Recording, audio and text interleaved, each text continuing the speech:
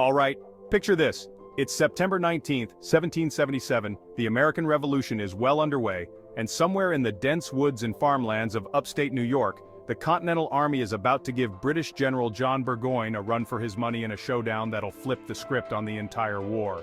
This is the story of the Battle of Freeman's Farm, the first of two critical clashes that would come to be known as the Battles of Saratoga. A fight that was raw, intense, and brutal, marking the beginning of the end for British hopes in America.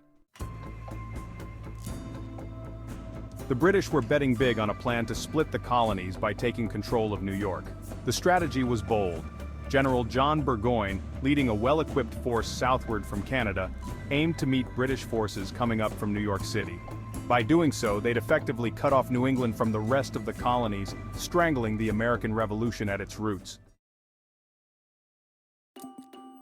But here's the kicker. Burgoyne's master plan hit one setback after another. His troops faced impossible terrain, supplies were dwindling, and American forces were lurking at every turn.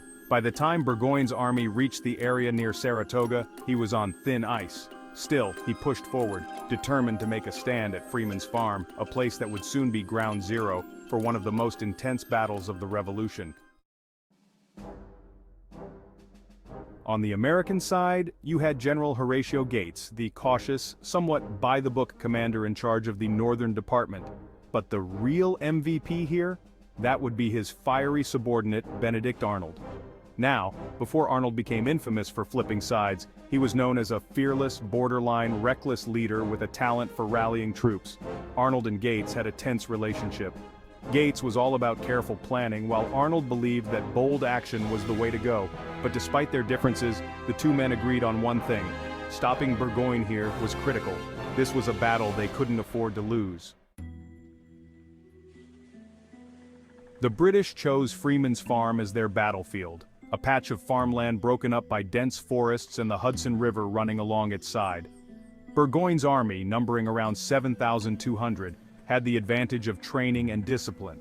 His men included British regulars, German Hessian mercenaries, and loyalist forces ready to clash with what they saw as a ragtag rebel army. On the other side, Gates' Continental forces were a mix of hardened soldiers, local militia, and fresh recruits.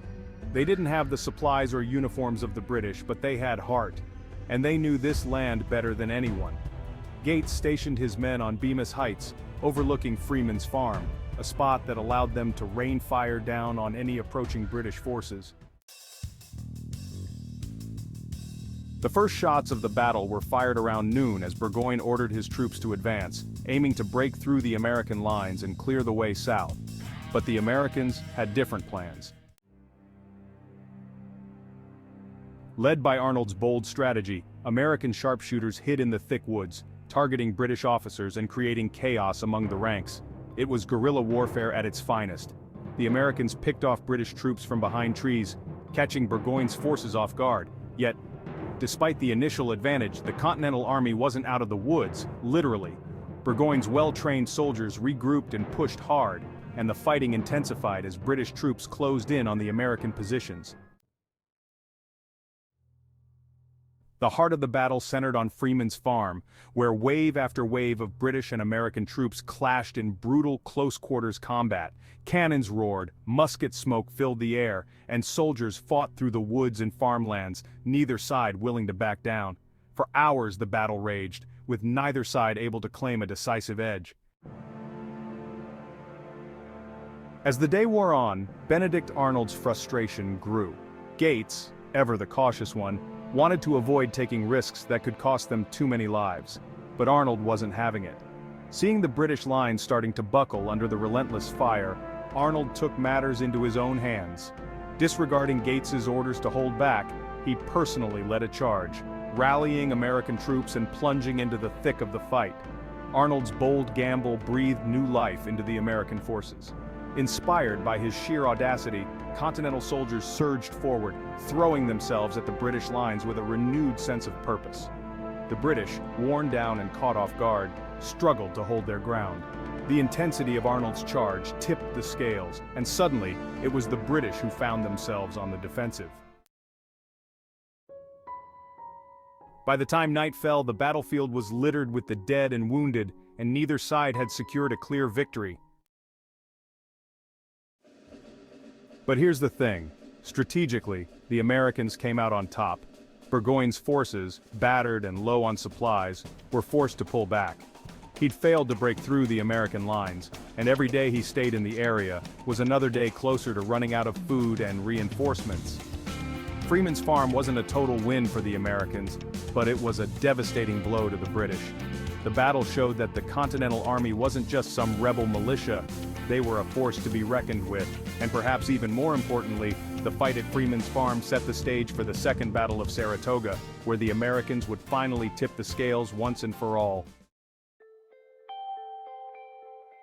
The Battle of Freeman's Farm became a key moment in the Revolutionary War, a testament to the resilience and determination of the American forces. The British would return for a rematch, but the Continental Army now had a taste of victory, and the spirit to keep pushing. Arnold's reckless bravery, though controversial, had been instrumental in keeping the American cause alive. In the end, Freeman's Farm was more than just a battle. It was a turning point.